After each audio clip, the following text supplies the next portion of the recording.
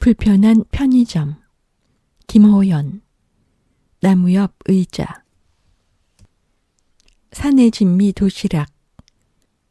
여명숙 여사가 가방 안에 파우치가 없다는 걸 알았을 때 기차는 평택 부근을 지나고 있었다.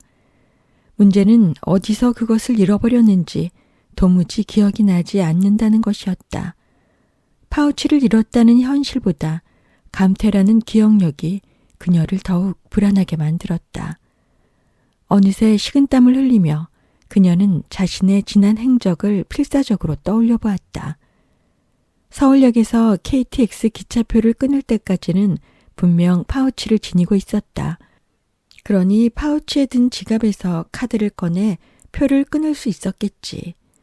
이후 대합실 TV 앞에 앉아 24시간 뉴스 채널을 보며 30여 분간 기차를 기다렸다. 탑승하고는 가방을 안은 채 잠시 잠이 들었고 깨어나 보니 모든 것이 그대로였다. 방금 전 휴대폰을 꺼내려고 가방을 열었을 때 안에 있어야 할 파우치가 없는 것에 소스라치게 놀랐을 뿐이다. 지갑, 통장, 수첩 등 자신의 가장 중요한 것들이 담긴 파우치가 없다는 것에 그녀는 숨이 막힐 지경이었다. 염 여사는 자신이 타고 있는 기차의 속력에 뒤지지 않게 두뇌를 가동해야 했다. 차창 밖으로 빠르게 지나가 버리는 풍경을 되돌리기라도 할 듯 기억을 리와인드했다. 혼잣말에다 다리를 떨며 골몰에 있는 그녀의 행동에 옆자리 중년 사내가 헛기침을 했다. 그녀의 몰입을 방해한 건 옆자리 사내의 헛기침이 아니라 가방 안에서 울린 휴대폰 착신 음악이었다. 아바의 노래였는지 공명이 떠오르지 않았다. 치키치타였나 댄싱 퀸이었나. 아이고 준이야, 할머니가 진짜 침이 오려나 보다. 염려사는 떨리는 손으로 가방 안 휴대폰을 꺼내고 나서야 공명이 땡큐 표도 뮤직이라는 것을 기억해냈다. 동시에 낯선 02번으로 전화가 오는 것을 확인했다. 그녀는 심호흡을 한 뒤 전화를 받았다. 여보세요? 상대방은 대답이 없었다. 다만 주변의 소음이 공공장소임을 짐작해 있다. 누구세요? 영숙이에요? 사람의 목소리라기엔 너무나 거칠고 불분명했다. 마치 겨울잠을 끝낸 곰이 동굴에서 나와 처음 입을 열면 나올 법한 소리였다. 예, 그런데요. 지갑요. 맞아요. 주우신 분인가요? 어디시죠? 서울. 서울 어디요? 혹시 서울역 아닌가요? 그쵸. 서울역. 그녀는 안도의 한숨을 휴대폰 옆으로 내쉰 뒤 목청을 가다듬었다. 지갑 찾아주셔서 고맙습니다. 그런데 제가 지금 기차 아니고요. 다음 역에 내려 바로 돌아갈 테니까 좀 보관해 주시거나 어디 맡겨주실 수 있나요? 사례는 제가 가는 대로 해드릴게요. 여기 있죠. 갈 데도 없죠. 그래요? 알겠어요. 서울역 어디서 만날까요? 공항철도 가는 길. GS 편의점. 고맙습니다. 빨리 갈게요. 천천히 와요. 알겠어요. 고맙습니다. 전화를 끊고 나자 기분이 묘했다. 휴대폰 너머로 들리는 동물의 음성 같은 어눌한 말투는 그가 노숙자임을 확인케 했다. 무엇보다 갈 데도 없죠 라는 말뜻으로 보나 공중전화가 분명한 02번으로 보나 그는 휴대폰이 없는 노숙자가 분명했다. 염려사는 잠시 긴장하지 않을 수 없었다. 지갑을 돌려준다는데도 뭔가 불안하고 다른 걸 요구할까 두려움이 번졌다. 하지만 전화까지 해 지갑을 순순히 돌려준다고 호의를 베푸는 사내가 굳이 해코지를 할 것 같진 않았다. 사례비로 지갑 속 현금 4만 원을 건네면 충분할 듯 했다. 마침 천안에 정차할 거라는 안내 방송이 나왔다. 염여사는 휴대폰을 가방에 넣고 자리에서 일어났다. 돌아가는 기차가 수원을 지날 즈음 다시 휴대폰이 울렸다. 땡큐 포더 뮤직의 가사를 치매 예방하듯 되뇌며 액정을 확인하니까 아까와 같은 번호였다. 염려사는 불안한 기분을 애써 억누르며 전화를 받았다. 저요. 사내의 웅크린 듯한 목소리가 들려왔다. 염려사는 변명하는 학생을 상대할 때처럼 목소리에 힘을 주었다. 말씀하세요. 선생님, 배가 고파서요. 그래서요? 편의점, 도시락, 안 돼요? 순간 염려사의 마음에 미열이 일었다. 선생님이라는 호칭과 도시락이라는 단어가 그녀를 한결 너그럽게 만들어주는 걸 느낄 수 있었다. 그러세요. 도시락 사드시고요. 목마를 테니 음료수도 같이 사드시고 계세요. 고마워요. 전화를 끊고 얼마 지나지 않아 휴대폰에 결제 문자가 떴다. 이건 마치 편의점 계산대 앞에서 전화한 게 아닌가 할 정도로 재빠른 시간이었다. 많이도 배고픈 걸 보니 그의 정체는 서울역의 맹주, 비둘기의 친구, 노숙자가 확실했다.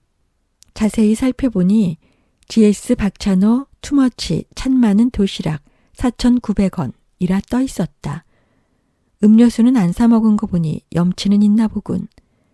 염려사는 혹시 모르니 누군가를 불러야 할까 고민했던 마음을 접고 그와 단둘이 만나기로 했다. 이르네 치매 염려 증상이 있다고는 하나 여전히 그녀는 자신의 위험을 믿었다. 교단에서 정년을 맞을 때까지 한 번도 비굴하게 굴지 않고 당당히 온갖 학생들을 상대했던 자신을 믿기로 했다. 서울역에 도착하고 바로 공항철도로 내려가는 에스컬레이터를 발견했다. 에스컬레이터로 내려가자 전방 오른편에 GS 편의점이 있었고 곰의 목소리를 지닌 사내가 도시락에 얼굴을 묻은 채 그 앞에 웅크리고 있었다. 다가갈수록 분명해지는 그의 실체에 그녀는 다시 긴장의 끈을 움켜쥐었다. 대걸레같이 떡이져 있는 장발의 사내는 얇은 스포츠 점퍼와 더러워져 베이지색인지 갈색인지 모를 면 반바지를 입고 있었다. 그런 그가 매우 정성스러운 젓가락질로 도시락 속 비엔나 소시지를 집어먹고 있었다. 확실히 노숙자다. 염려사는 마음을 다잡고 다가갔다. 그때였다. 3명의 낯선 사내가 도시락을 먹고 있는 그를 향해 달려들었고 염려사는 놀라서 다가가던 발걸음을 멈출 수밖에 없었다. 3명의 하이에나 같은 사내들 역시 노숙자임이 분명했는데 그들은 도시락 사내를 누르고 뭉갠 채 무언가를 뺏기 위해 안간힘을 써댔다. 그녀는 주위를 돌아보며 발을 동동 굴렀지만 지나는 사람들은 노숙자들의 흔한 다툼으로 여기고 힐끔대기만 할 뿐이었다. 사내는 먹던 도시락을 떨군 채 온몸을 공처럼 웅크리고 방어했다.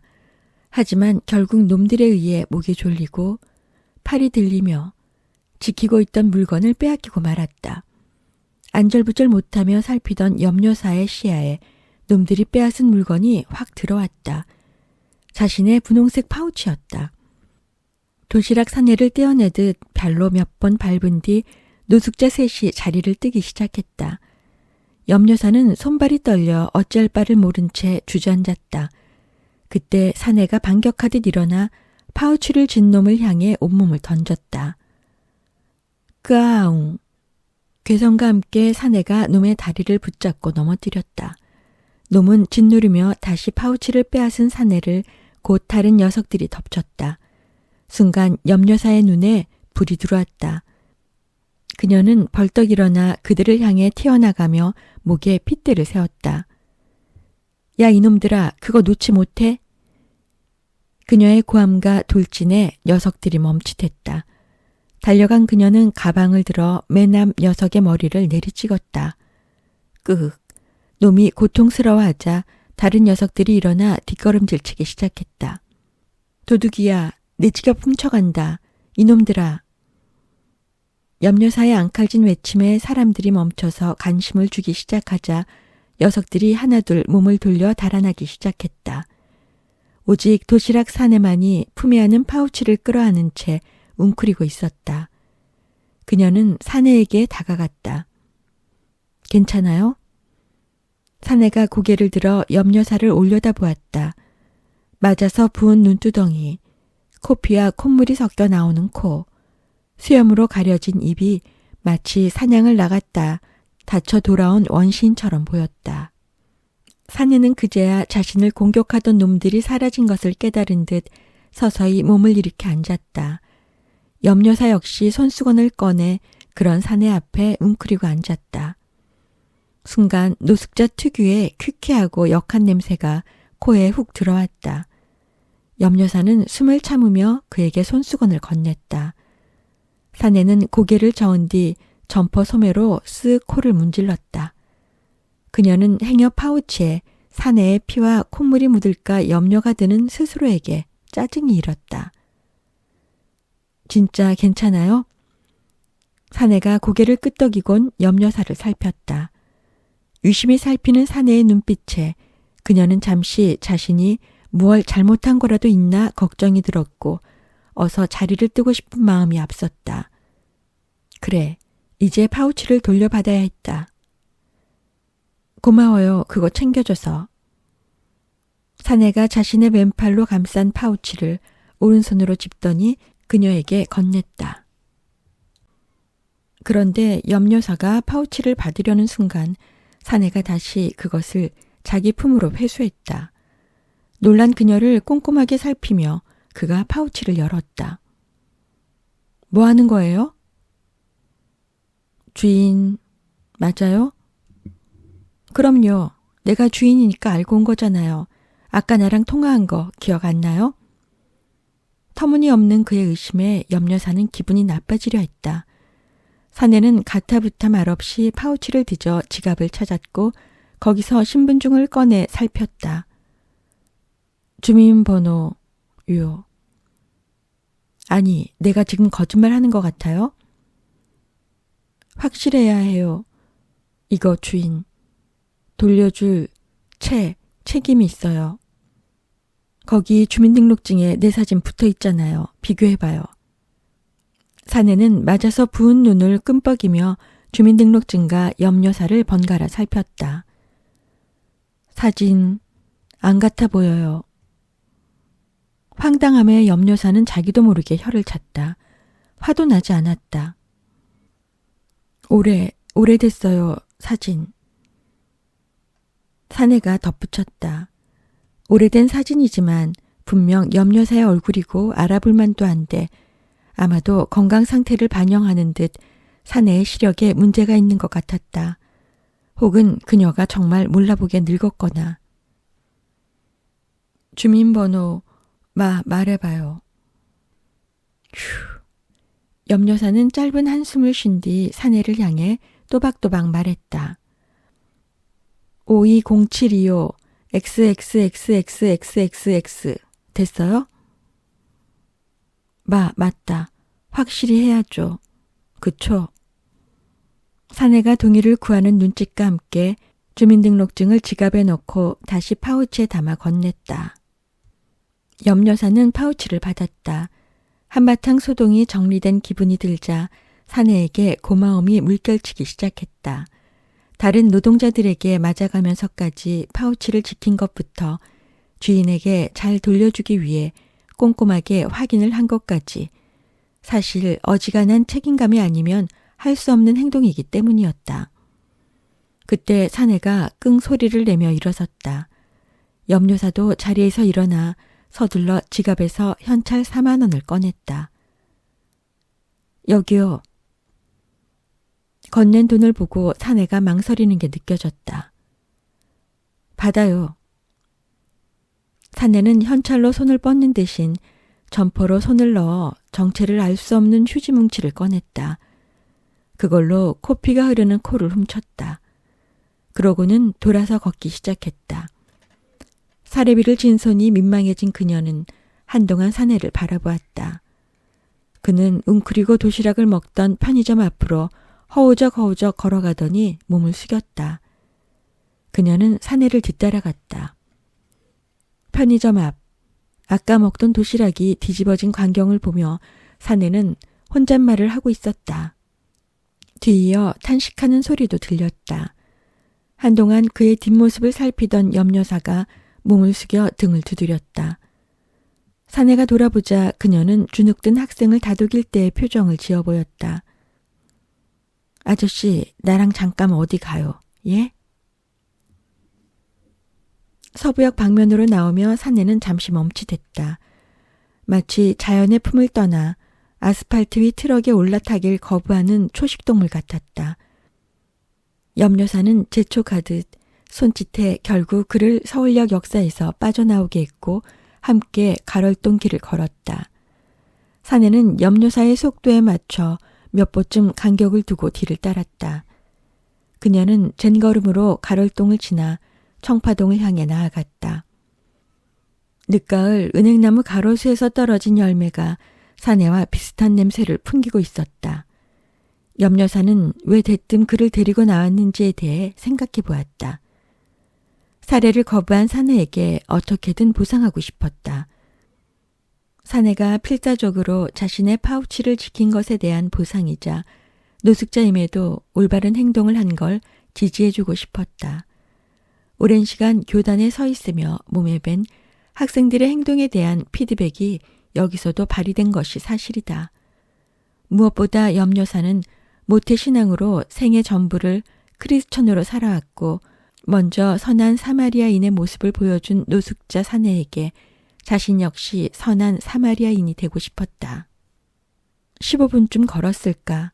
서부역 뒤편에 칙칙한 거리가 끝나고 세련된 큰 교회 빌딩이 눈에 들어왔다. 여대 앞인지라 청바지에 점퍼를 입은 여학생들이 깔깔대며 지나갔고 방송을 통해 유명해진 분식집 집 앞에는 사람들이 줄지어 서 있었다. 염여사가 뒤를 돌아보자 사내는 두리번거리며 거리 풍경을 살피기에 여념이 없었다. 그녀와 사내를 피해가는 사람들도 있었다. 그녀는 자신과 사내의 조합이 사람들에게 어떻게 보일지 궁금하기도 하고 걱정이 되기도 했다. 이곳 청파동이 바로 자신의 동네이기 때문이었다. 그리고 자신의 매장이 자리한 곳이기도 했다. 숙명여대 방향으로 접어든 염여사는 사내를 꼬리처럼 매단 채 골목을 두어 번 지나 작은 삼거리에 다다랐다. 삼거리로 갈라지는 모퉁이에 자리한 편의점. 그곳이 염여사가 소유한 작은 사업체였고 사내에게 다시 도시락을 제공해 줄 수 있는 공간이었다. 편의점 문을 열고 염여사가 사내에게 들어오라고 손짓했다. 사내는 쭈뼛거리다가 그녀의 뒤를 따랐다. 어서 오세요. 아, 오셨어요? 아르바이트생 시연이 휴대폰을 내려놓으며 염여사에게 미소로 인사했다. 염여사도 미소로 답하는데 순간 시연의 표정이 뜨악해지는 게 보였다. 괜찮아, 손님이야. 손님이라는 말에 사내를 살피는 시연의 표정이 더 일그러졌다. 염여사는 그녀가 어른이 되려면 한참은 멀었다 생각하며 사내의 팔을 끌고 도시락 진열대로 향했다. 사내는 눈치가 빠른 건지 아니면 아무 생각이 없는 건지 묵묵히 염여사를 따랐다. 마음껏 골라요. 먹고 싶은 거. 여기 내가 운영하는 편의점이니까 눈치 보지 말고 마음껏. 그럼 엥? 입맛을 다시던 사내가 갑자기 입을 벌린 채 멍해졌다. 왜요? 먹고 싶은 게 없어요? 박찬호, 도시락, 없어요. 여긴 GS 편의점이 아니에요. 박찬호 도시락은 GS에서만 팔거든요. 여기도 맛있는 거 많아요. 한번 골라봐요. 박찬호가 도시락 잘해요. 사내의 라이벌 편의점 도시락 타령에 기가 막힌 염여사는 앞에 있는 제일 큰 도시락을 집어 들이밀었다. 이거 먹어요. 사내진미 도시락. 이거 반찬도 많고 좋아. 도시락을 받아든 사내는 신중하게 반찬의 가짓수를 세어보았다. 12찬이다. 그거면 노숙자에겐 수라상이다. 이 녀석아. 염여사가 도시락을 탐구하듯 살피는 사내를 보며 속갯말을 했다. 확인이 끝났는지 사내는 고개를 들고 그녀에게 꾸벅 인사했다. 그러고는 마치 자기 지정석인 양 가게를 나가 야외 테이블로 향했다. 녹색 플라스틱 야외 테이블은 금세 사내의 작은 식탁이 되었다. 사내는 마치 귀중품을 다루듯 도시락 뚜껑을 연 뒤 정성을 들여 젓가락을 갈라 2개로 만든 후 밥을 한술 떠 입에 넣었다. 염여사는 사내의 행동 하나하나를 살피다 돌아서 컵 된장국을 하나 집어와 계산대에 올렸다. 시연이 바로 알아채고 바코드를 찍었고 염여사는 된장국에 온수를 부은 뒤 수저를 챙겨 밖으로 나갔다. 같이 먹어요. 국물이 있어야 좀 낫지. 염여사가 내려놓은 된장국과 그녀의 얼굴을 번갈아 살피던 사내는 수저를 건넬 새도 없이 들어 한 모금 마셨다. 그는 뜨거움 따윈 잊은 듯 된장국의 반을 후루룩 마신 뒤 고개를 끄덕이곤 다시 젓가락질을 했다. 편의점으로 들어가 종이컵에 물을 따라온 염여사는 그것을 사내의 옆에 내려놓은 뒤 맞은편에 앉았다.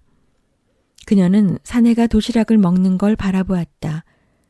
겨울잠을 자고 나와 배고픈 건지, 겨울잠을 자기 위해 영양을 채워야 하는 건지, 아무튼 꿀통 파먹은 곰꼴이다. 노숙자라면 하루 3끼 온전히 먹기도 힘들 텐데 덩치는 또 왜 저렇게 좋은 걸까? 그녀는 노숙자가 살이 찌는 게 빈곤층의 비만율이 높은 것과 같은 이치가 아닐까 생각했다. 아니면 너무 허겁지겁 먹어서 그럴지도 모르겠다.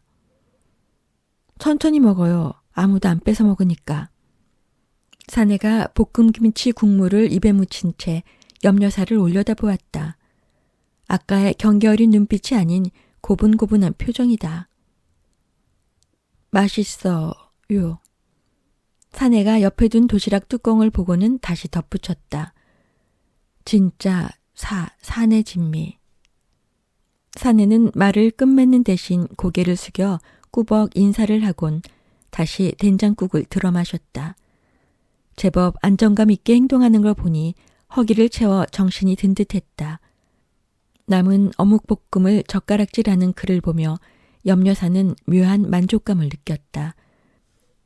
얼마 안 남은 어묵볶음을 집요하게 집으려 하는 그의 안간힘에서 삶의 숭고함을 엿보았기 때문이다.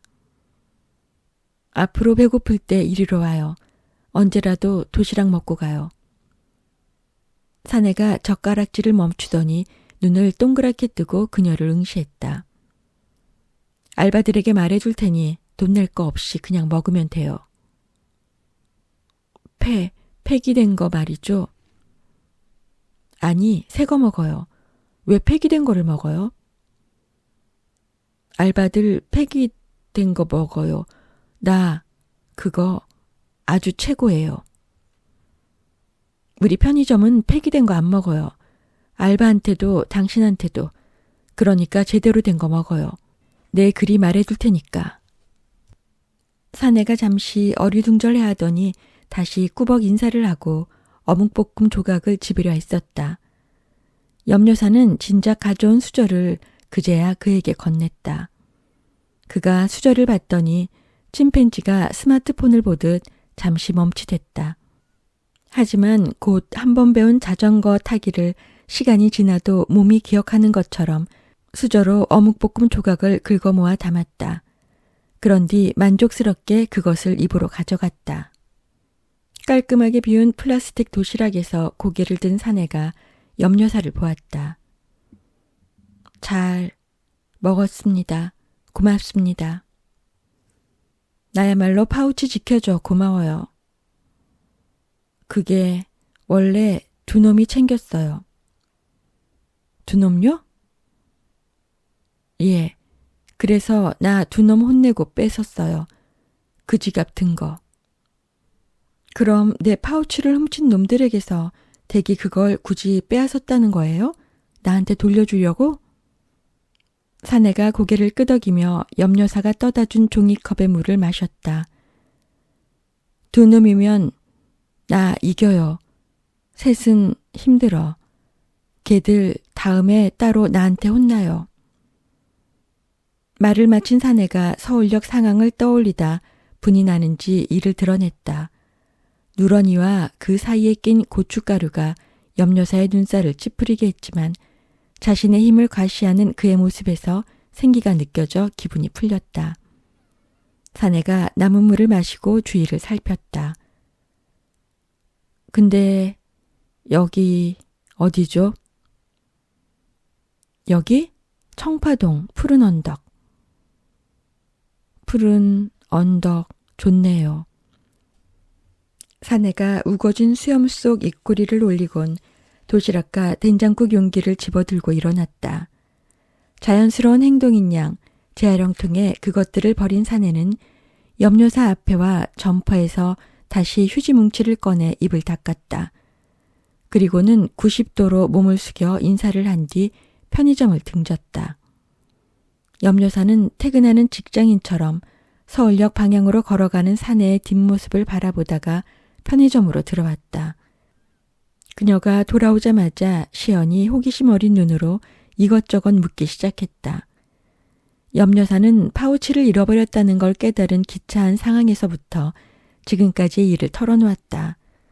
그런 염려사의 이야기에 시연은 신기함과 걱정이 반반 섞인 어머 추임새를 연신 터뜨렸다. 재밌는 사람이야. 경우가 있어서 노숙자라고는 믿기지가 않네. 제가 보기엔 그냥 노숙자인데 지갑에 혹시 없어진 거 있나 보세요. 염려사는 파우치를 열심히 살폈다. 모든 게 그대로다. 시연을 향해 그것 보라는 듯 웃던 염려사가 문득 지갑에서 신분증을 꺼내들어 보였다. 달라 보이니? 똑같으신데요. 흰머리 조금 빼곤 하나도 안 늙어 보이세요. 염려사는 직접 주민등록증의 증명사진을 자세히 들여다보았다. 확실히 증명사진과 지금의 자신은 꽤 달라 보였다. 분하지만 그 사람 말이 맞네. 예? 경우가 있어. 시연이 넌 배려가 있고. 염려사는 시연에게 앞으로 그 덩치 큰 노숙자 사내가 오면 도시락을 주라고 한 뒤 알바 모두에게 전하라고 지시했다. 시연은 마뜩잖은 표정을 지어 보이면서도 편의점 단톡방에 염려사의 지시사항을 올리기 시작했다. 염려사는 흡족한 표정으로 편의점을 돌아보았다. 그러다 금세 풀이 죽었다. 노숙자 사내가 도시락을 먹는 동안 왔다 간 손님이 전혀 기억나지 않았다.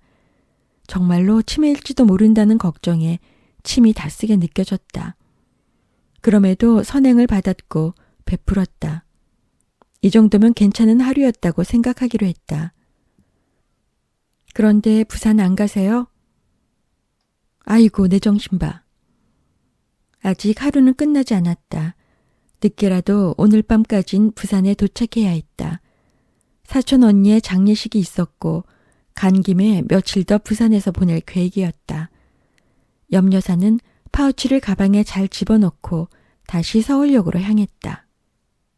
부산에서 닷새간 일을 보고 돌아온 염려사가 편의점에 들렀다. 그녀가 들어왔을 때 시연은 커플 손님의 음료 계산을 하며 눈으로 인사를 했다. 그리고 커플 손님이 나가자마자 계산대를 나와 그녀를 향해 다가왔다. 안부 인사와 편의점엔 별일 없었냐는 문답이 오가고 나자 시연이 기다렸다는 듯 염려사 옆에 착 붙어 말했다. 사장님, 그 사람 매일 하루도 안 빼놓고 봤어요. 누구 말이냐? 아, 노숙자 사네? 예, 매일 제 시간에 와서 도시락 하나씩 꼬박 먹고 갔어요. 다른 알바들 타임에는 안 왔다더냐? 예, 제 시간에만 왔더라고요.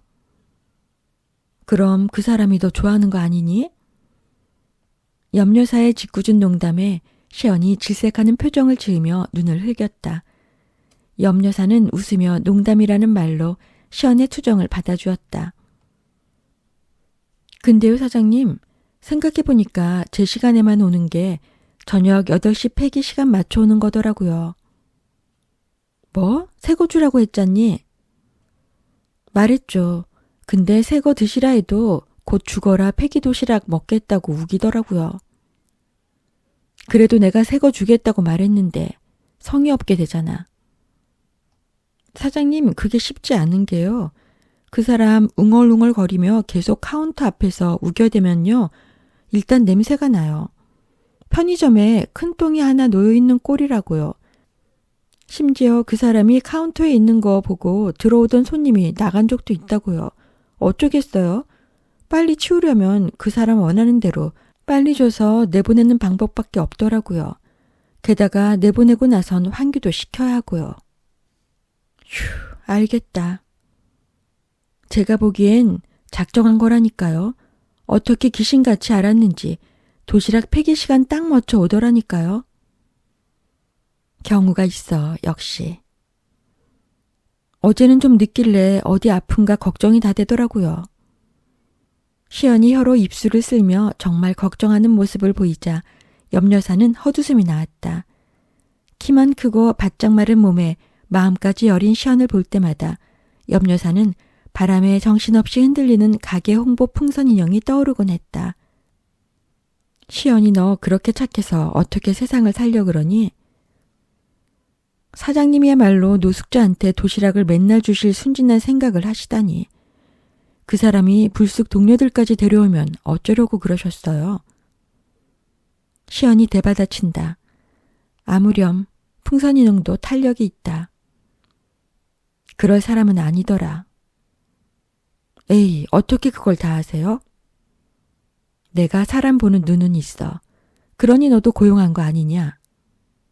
역시 대단하세요. 존재하지 않는 막내딸 같은 시연과의 대거리는 늘 즐겁다. 염 여사는 어서 시연이 공무원 시험에 합격해 당당히 이곳을 뜨기를 바라면서도 한편으로는 편의점을 떠날 그녀를 생각하니 서운함이 벌써 뭉게뭉게 일었다.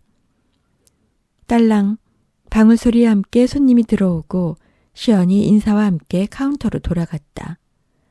염 여사는 편의점을 돌아보며 남은 도시락을 살폈다.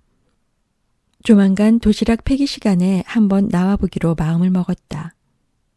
이름도 모르는 노숙자 사내의 이름을 묻기 위해. 그날 밤 집에와 TV를 보며 까무룩 잠이 들었던 염 여사는 전화벨 소리에 깼다. 액정을 보니 아들이란 단어가 떠 있었고 시간은 자정을 막 지나고 있었다. 그 두 가지 조합이 주는 부담에 뱃속에서 신물이 올라오는 걸 느끼며 전화를 받았다. 역시 취기 가득한 목소리가 휴대폰 너머에서 들려왔다. 아들은 그녀가 부산에 다녀온 줄도 몰랐고 그녀의 생일이 내일인 것도 몰랐다. 그럼에도 염 여사를 사랑한다고, 사랑함에도 효도를 잘 못해 죄송하다고 말했다. 반복된 레퍼토리의 결말은 역시 편의점의 상태에 대한 존재론적인 질문이었다. 염 여사는 내가 신경 쓸 것 없다고 말했다. 아들의 대답은 늘 그렇듯 장사가 안 되는 편의점을 정리해 자신의 사업에 필요한 자금을 대면 어머니가 더 여유 있고 평온하게 사실 수 있다는 뜬구름 잡는 소리였다. 참다 못한 염 여사는 세게 던지고 말았다. 민식아, 가족한테 사기치는 거 아니다. 엄마는 왜 나를 못 믿어요? 아들이 정말 그럴 사람이야? 역사 교사로 정년을 보낸 내가 한마디 하자면 국가고 사람이고 다 지난 일을 가지고 평가받는 거란다. 내가 그동안 한 짓들을 떠올려봐라. 너는 너 자신을 믿을 수 있니? 휴, 엄마 나 외로워. 누나도 엄마도 왜 날 더 외롭게 하는 거야? 가족이? 대체 왜?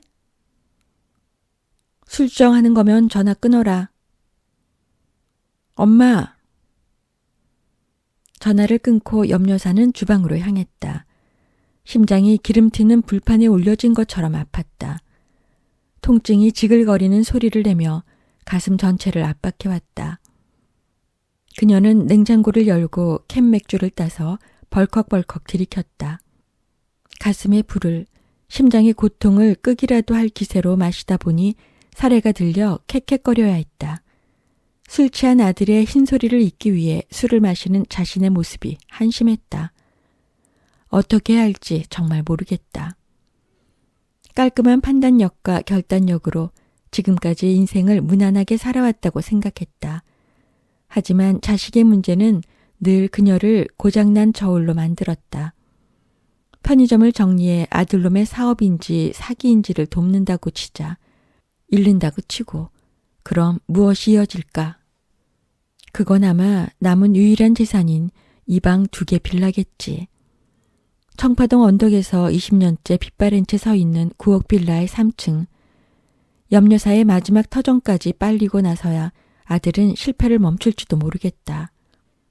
인정하기 싫지만 아들은 못난이에 준 사기꾼이다. 며느리 역시 그걸 알게 되었는지 결혼 후 2년이 되어갈 즈음 부랴부랴 이혼했고 그때는 며느리의 야멸찬 결정에 분노했지만 결국 잘못은 대부분 아들에게 있다는 걸 인정할 수밖에 없었다. 이혼 후 3년간 아들은 남은 재산마저 다 털어먹고 초라한 꼴이 되었다. 이럴 때 유일하게 도울 수 있는 엄마인 나는 무얼 하고 있는 걸까? 좋아요, 구독 눌러주세요.